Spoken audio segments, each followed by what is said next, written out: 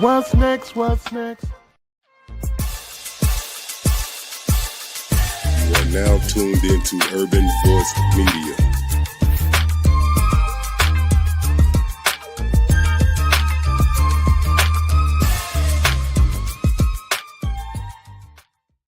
You heard Marcus say, what's next, what's next? Welcome back to another episode of Roundtable Session. This evening, I'll be joined in conversation with one of the entertainment's greats, who has produced, directed, played, written, and sung background for such artists as Ashanti, Genuine, Aaliyah,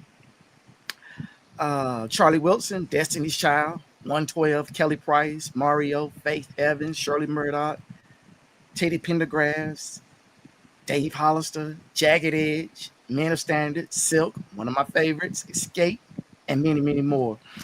He was music director for the Millennium Tour of 2021 and winner of a Billboard Award for Best Tour.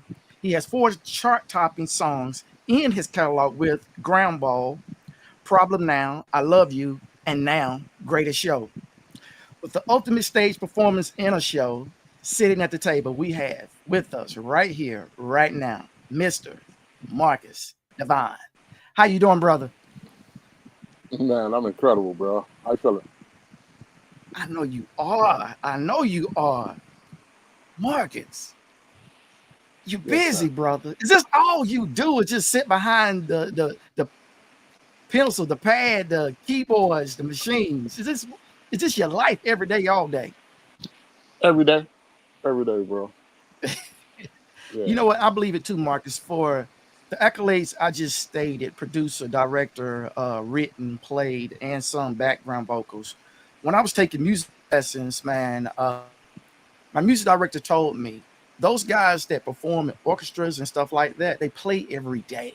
Is that something you do as well? You, in some kind of way, whether I'm, I don't practice every day, but I'm playing every day somewhere, producing something, programming something. Every day is something musical. Except today, actually. That's funny. I did a show last night, so today is my day to rest. So I heard that. Well, I ain't gonna hold you up too long. I know you're a little bit behind me. No, take your time. Out in Detroit. Now, you're still in Detroit, right? Yes, sir. All right, that's awesome, man. That's awesome. Now you said play. Is it the boards, drums? Is it everything, or certain instruments? No, it depends on what it calls for. What the situation. I play everything, so it depends on what the situation calls for. I play bass mainly. Bass and keyboard bass is what I normally go out on tour doing. But to create the music, I play everything. As I stated in the intro, you did the Millennium Tour. You did it. How many years did you do that tour? Every year. Oh wow! Yeah. And in that tour, you orchestrated it or you played in it?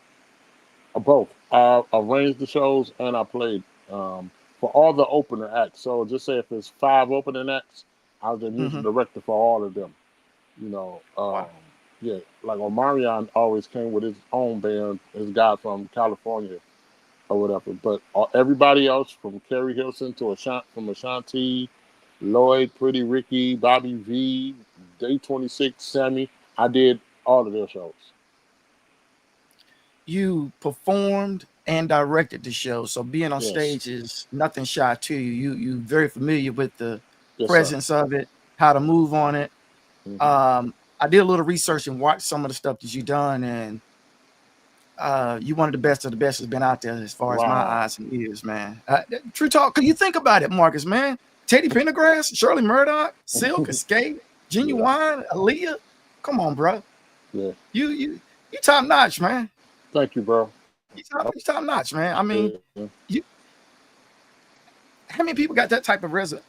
Well, there's only 2 people that I have favorites in when I go and look at CDs and stuff like that. And I always look at the credits because I'm a DJ and a musician myself. Okay. And I think of Teddy Riley when I think of your accolades. And also I think of I don't know why I got Genuine's name stuck in my head, but from Florida. I mean from Virginia. Devante. No. Timberland. Yeah. I think you two. I think you. I think of those two guys when I think of the accolades that I read off of you, man, because those guys had artists like this. Teddy And Riley, Teddy Riley is the reason I produce. So it's funny you say that. how did you and him connect? Through Aaliyah, I was singing background for Aaliyah, and this was the first tour that Blackstreet did with Aaliyah, and that's how me and him became friends. You know, not to get off subject on to Teddy, but it blew my mind because I was a big Kumo D fan. That tells you my age. And when I went back and read the production of it, Yep, I'm like, really? Teddy Riley did that? yep. And when I go back and listen to it, I'm like, yeah, you can hear that New Jack Swing in it. You can hear it. You sure can. Yeah. Did any of his New Jack Swing rub off on you when you were doing production? Oh, definitely. But for the new, I don't know if I would necessarily say the New Jack Swing. What rubbed off on me more was his sonic, the way he approached sonics, the you know the way his drums would hit, and you know the mixes. I say this all the time, and I told him too. I said, big bro, even if I don't like every song you've ever done, I can listen to every song you've ever done because they all sound so good. Like it may not even be my favorite song, but I can listen to it because it sounds good. That was the main thing that stuck out with Teddy with me was the sonics of his production. Your production on Ground Ball, I'm from DC and live in North Carolina, but Ground Ball kind of gave me like a go-go feel to it. In the beginning of the production, when I hear the percussions and everything, it gave me a go-go feeling. Yeah. What was your inspiration in making that one, man? Oh man, I don't, the whole way the song came about is Lil Wayne said a line in one of his songs, and all he said was like, "I scoop her up just like a ground ball," and that triggered a whole song in me. And Wow. yeah, so musically, I don't even know how I came up with the track. I'm not even gonna tell a lie and try to make up a story. I don't even remember, but Lil Wayne was the inspiration for the song. Period, though. You just stole one of my questions. And the question was when you're writing songs, is it things that people say or things you see when you're out and about that says, hey, that could be a good song? All the time. Is that how you come about some of them? All the time. It could be something on the news. I remember writing a song called Mission Impossible, sitting in the movie theater watching Mission Impossible. And while I'm sitting there, I wrote the whole song sitting there watching the movie. Come on now. Yeah. Come on now. Come on, Marcus. So, Come on, man. The whole song while watching the movie. watching the movie. My ex-wife at the time, she's sitting there just watching the movie. She had no idea I was writing the song. Now, you heard me say in the intro, I said one of entertainment's greats. Did I lie? No, I don't. Who does that, man? No, I don't think so. And I'm not saying it in an arrogant way. I don't even like the word arrogant, but I don't not in an arrogant way. I put in the work to be the best, so I'm never gonna say I'm not. You know what I mean? I don't get up every day to just be okay. You know, I refuse to live under that umbrella to downplay myself so everybody else could be okay, not being their best. Because I feel like if we're all our best, nobody got a problem with somebody feeling that they're great. I'm glad you said what you just said in reference to you work hard to give your best and be your best, because so many people work just to be there and not working to the point where, you know, can it be done better? Can I do it better? And I'm glad you said that, man, because I think so many people needed to hear that and need to feel that so that they can get that energy to, like you said, they're in a movie theater, if they're a poet writer or if they're an artist, they can just scratch something down, and when they get home, they can paint that tapestry and everything. So I'm glad you said that. Like Marvin Winans wrote a song called "Everything You Touch" is a song. Talk about everything that God created is a song. I think everything you encounter is a song if you step back and look at it. You know. So. Me and you were talking earlier, and you had said you give I'll place. You said it a different way, but I'm gonna place it like this. You said you give credit to your mom as to who you are today. Yeah. Mom, she had you around music, or was it more in church, or was it just around some sort of music gathering? All the above. You know, definitely church quartet music is my favorite, one of my favorite musics. Yes. But the way my mom was very instrumental was every year for Christmas, all I asked for was a basketball and something musical, whether it was a guitar, drums. Like I just wanted a musical instrument for Christmas. Now, if she bought me other stuff, I was cool with that. But for Right. me, all I wanted was the instrument, and she never disappointed. Like she every year, she got me something musical, and every day after school, I could be playing basketball. She gonna call me in the house. Me, my brother, and my sister, we gotta sing something for her, and that's what helped build my ear as far as hearing harmonies and all that stuff. Oh, I used to think it was punishment and thinking it was being rude. She set me up to make a living for 35 years now off of the things she did. So, Mhm. You know, Ron, your publicist, when he had sent your information over to Urban Voice Media, hmm and I was looking at everything, and he was telling me a lot about your life, your history, hmm and I was like, me and Marcus got a lot in common.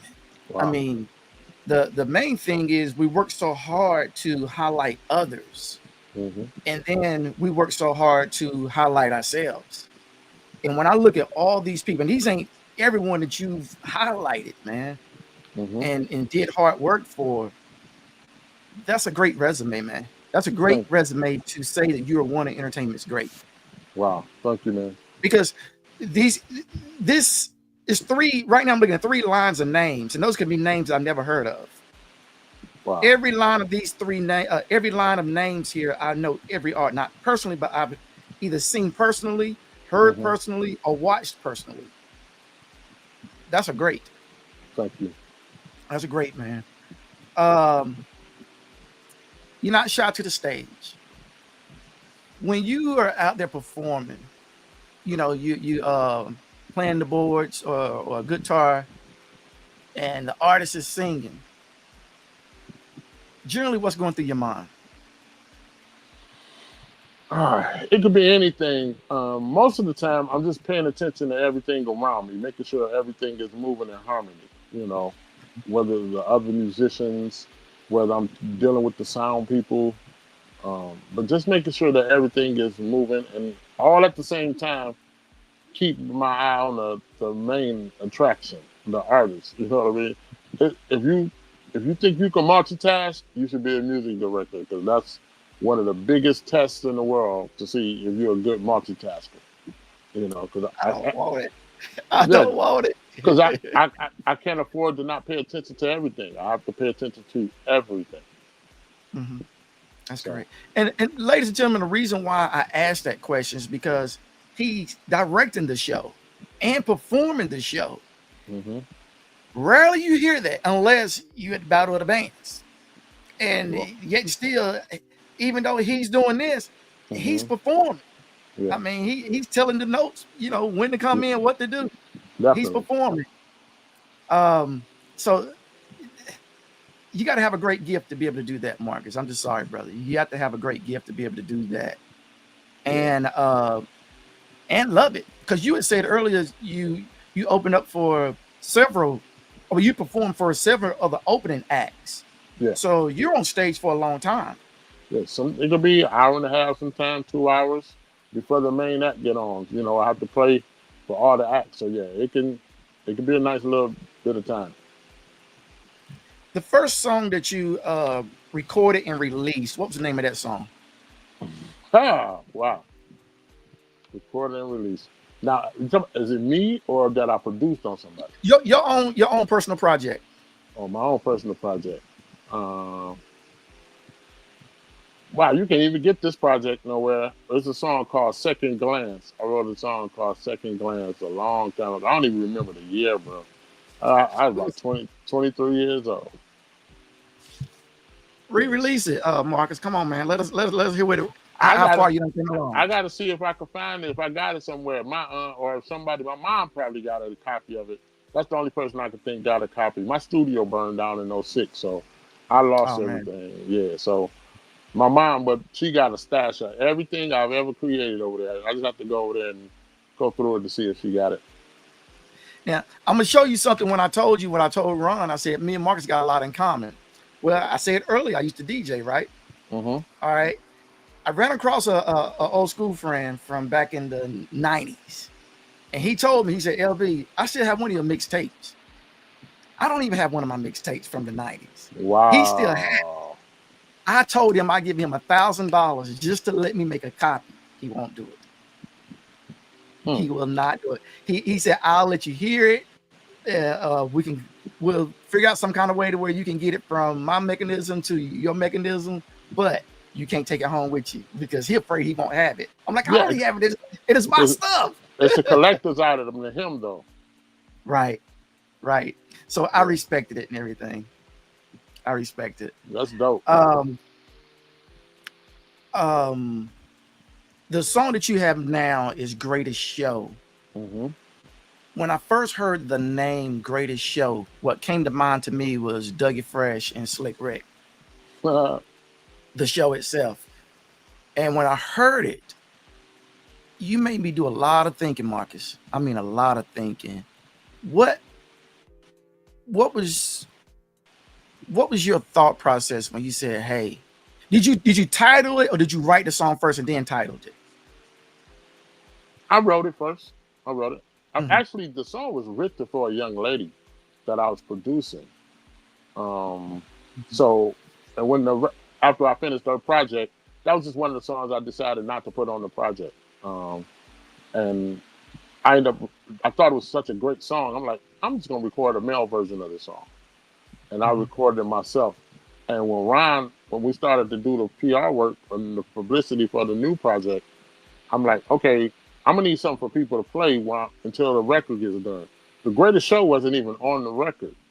It just so happened we happened to give it out and it caught on. So stations started adding the song, the demo version. It wasn't even mixed or nothing. So I'm like, oh God, I wasn't even prepared for this to happen. So I had to go back in the studio, fix some vocals and do some work, mix it, and then send it back out. So, wow.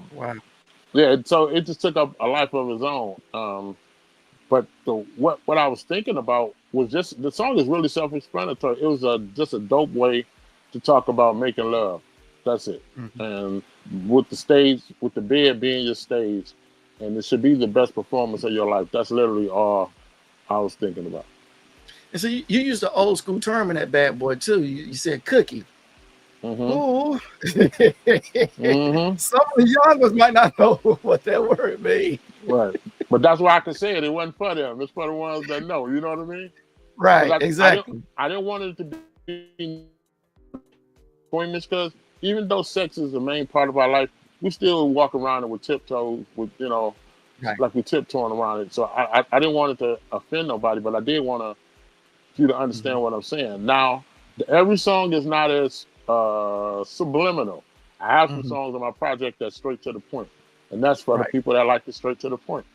But yeah, this one, I wanted people that like to think to see the visual of the song. I wanted you to every line. I wanted you to see exactly what I was saying.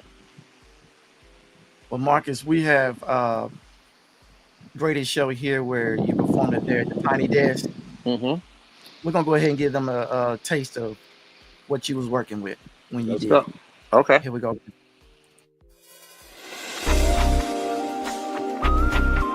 What's up, Tiny Desk? My name is Marcus Devine.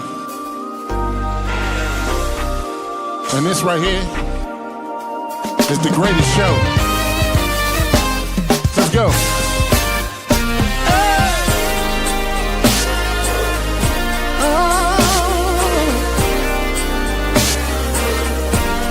Say I'ma give you the greatest show. Oh, listen.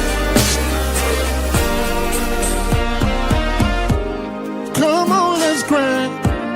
The Kama Sutra.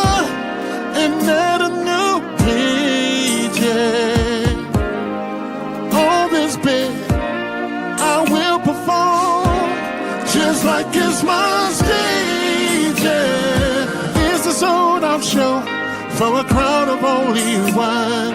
Best seat in the whole damn house. Baby, right down front. Tell the light man, turn the lights down low. Come on, baby, ready, set, go. You know what you came here for. It's about to be.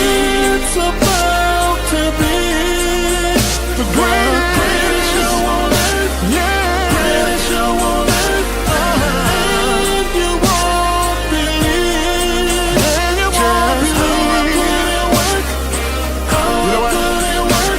See, you don't need a rehearsal. This is what I do. My first action hour, and it's dedicated to you.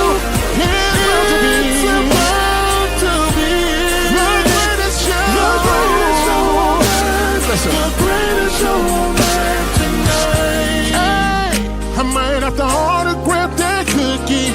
Come on and bring it to me. Let me write my name all on it, girl. And I can't wait to touch ya. Never don't need no ushers, 'cause I got this handled. Trust me. It's about to be. It's about to be the greatest show on earth. Yeah, greatest show on earth. And you won't believe. You won't believe how good it works. Yeah, how good it works. So you don't need a rehearsal. This is what I do. My first action hour.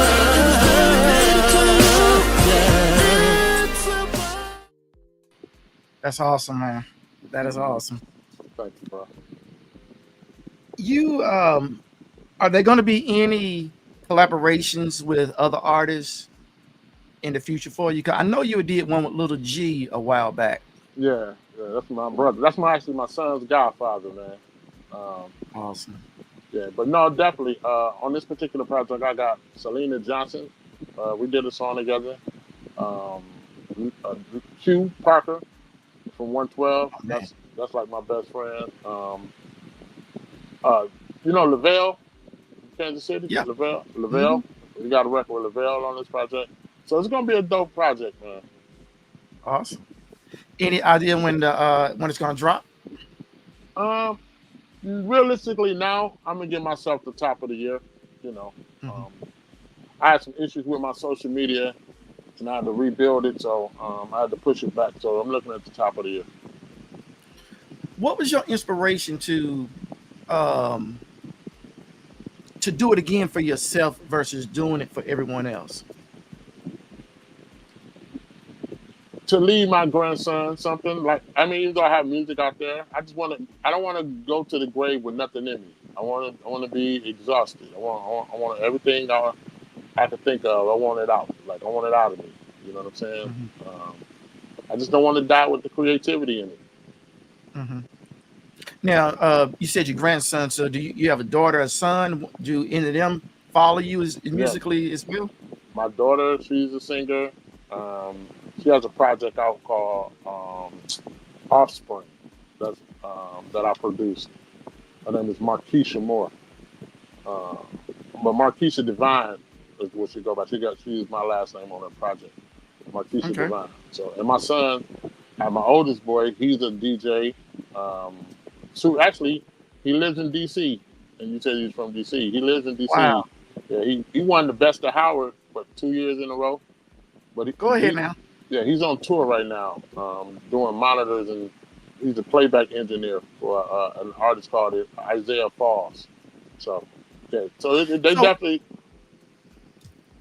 What your son? Did he follow you? And as you was out on the road doing things when he wasn't in school, was he allowed to follow you and everything? Oh, definitely. Yeah, definitely. You know, and anytime I'm on the tour and I go to DC, he's right there. You know, so awesome. That's awesome, man. I know you got to be proud. You have to be a proud father, man. You know, super proud, man. Super proud, man. That's awesome. That is truly, truly awesome.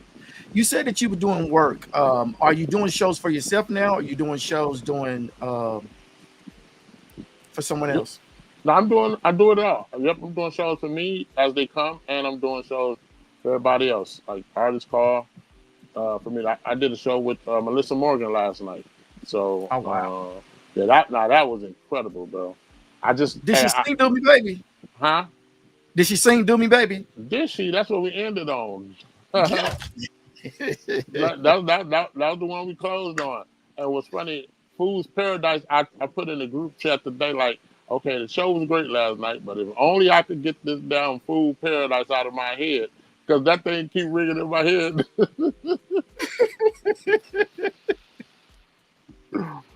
It be Man, like that, man. You be stuck. You can't let it go. man, I find myself all day. Like, I can't get this thing out of my head for nothing, man. Okay, you got, man. You got me so up. Man, bro. You know exactly that bass line is so hypnotic, bro. You like, we can't let it go, man. So yeah, we had when I say she's texted me at least 3 times today, you know. And I love making connections with people. And the way I end up playing for her, Najee is the one who called me to do the gig for her. Wow, So that's cool.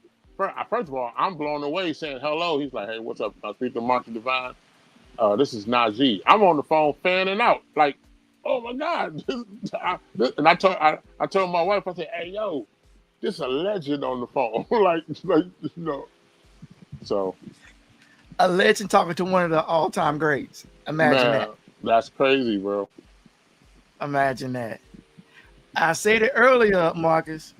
One of entertainment's greats. Wow. I'm not gonna get that phone call from Najee, man.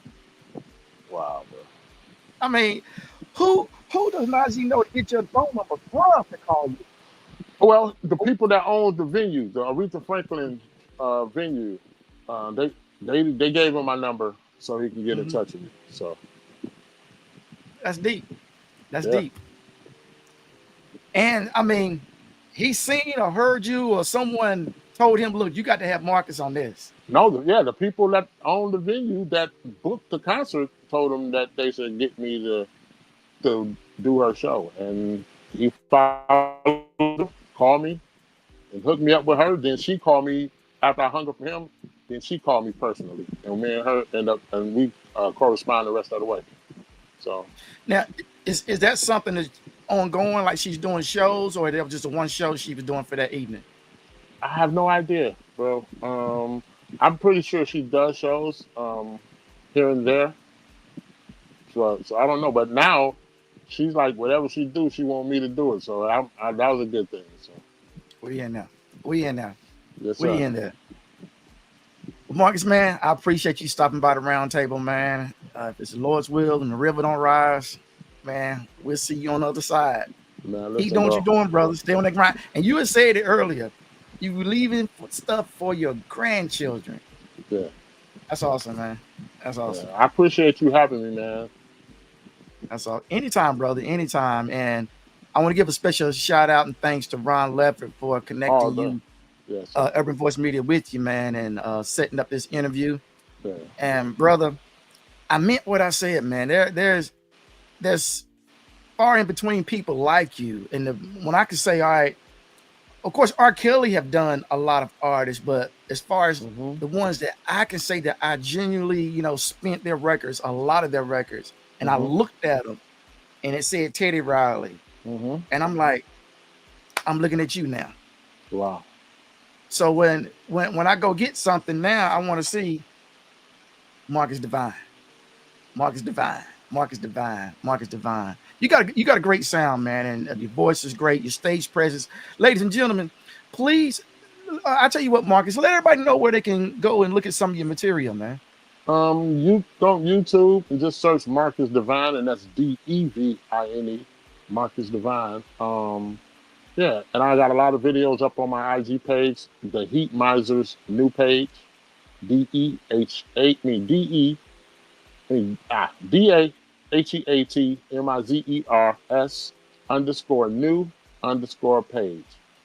And you go check out everything. And ladies and gentlemen, you will not be disappointed, which I don't think you even thinking that you would be, based on everything you heard in the last 30 minutes. With that being said, Marcus, man, I appreciate it, man. One love to you. Keep staying on that grind, brother. Thank you, bro. All right, we out, baby.